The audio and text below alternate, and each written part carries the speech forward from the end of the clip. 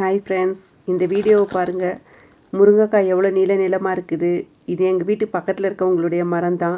அவங்களுக்கே தெரியாமல் ஒரு வீடியோவை எடுத்துட்டேன் நான். காய் வந்து 1 மீட்டர் நீளம் இருக்கும் கிட்டத்தட்ட.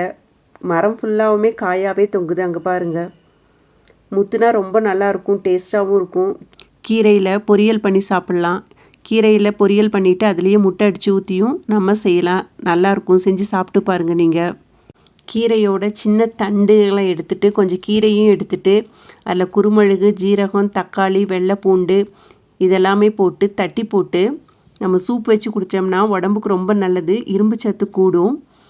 இரும்பு சத்து இல்லாதவங்க, ரத்த சோகை நோய் இருக்கவங்க எல்லாமே இந்த முருங்கைக்காய் சூப்பை குடித்தோம்னா நம்மளுக்கு நல்ல ரத்தம் ஊறும். இந்த காய் வந்து ரொம்ப பிஞ்சு காய். பூ வந்து கொட்டி அதுக்கப்புறம் அதில் வந்த காய் தான். ரொம்ப இலசு இது. இன்னும் முத்தணும். அது ஒரு ரொம்ப முத்துனா நல்லா இருக்காது. ஒரு நார்மல் மீடியம்க்காக வந்து நம்ம செய்யணும். அப்போ ரொம்ப டேஸ்ட்டாக இருக்கும்.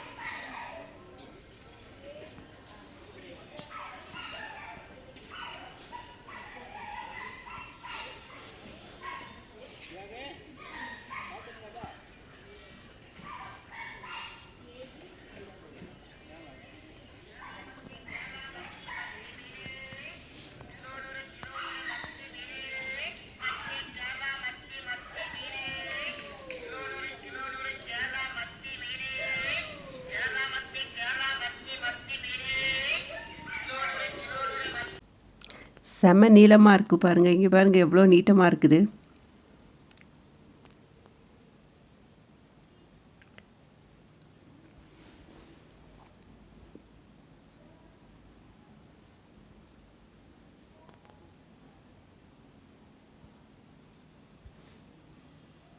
மரத்துலேருந்து அப்பமே பொறிச்சு நம்ம செஞ்சு சாப்பிடும் போது அதோடய டேஸ்ட் வந்து வேறு லெவலாக இருக்குது. கடையிலேருந்து வாங்கும்போது நம்மளுக்கு 2-3 நாள் ஆயிடுறதுனால அவ்வளோ டேஸ்ட் நம்மளுக்கு தெரியறதில்ல. ஆனால் மரத்துலேருந்து அப்பமே பொறிச்சு செய்யும் போது அதோடய டேஸ்ட் வந்து செம்மையாக இருக்குது. முருங்கை மரம் வச்சுருக்கவங்களுக்கு இது கண்டிப்பாக நல்லாவே தெரியும். ஆனால் முருங்கை மரம் இல்லாதவங்க என்ன பண்ண முடியும்? கடையில் தான் வாங்கி செய்ய முடியும்.